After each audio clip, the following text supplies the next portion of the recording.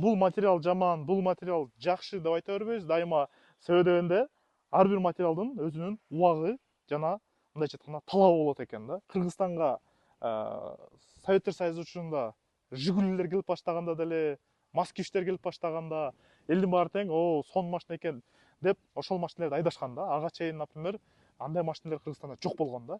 Андан кийин болсо Советтер Союзу чачырап биз эгемендүүлүктү алып Кыргызстанга Европадан иномаркалар келип баштаганда да элдер кээ бирлер ойлогон, Жигулиден өтөрү машина жок, Жигули бекем машина, Москвичтин сөгү бекем, темири калың, Европа машинасы калай экен, болбойт дешкен да.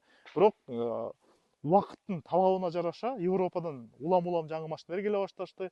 Ошондой эле өзүнүн характеристикасы боюнча да көп учурда алар жакшыраак болуп кетет да. Автоматтар келгенде да кээ бирлер жок, болбойт дешкен. Ошентип улам жаңылануу келип жатат. Анан эми өзүңүздөр көргөндөй бул жерде могул үйдө, чакан үйдө баардыгы бар экен да. Топурак да колдонулган экен, кирпич да колдонулган экен, пескоблок да колдонулган экен да. Ал эми бүгүнкү күндүн талабына жараша кардарыбыз эми бизден үй заказ кылып жатышат дагы.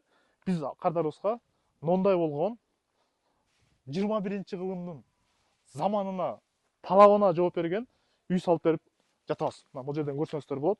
Бул жерде 2 кабат чоң 220 квадратный метр болгон үй салып берип атабыз. Эгер да сиз заманын талабына жараша үй салам десеңиз, бизге кайрылсаңыз болот.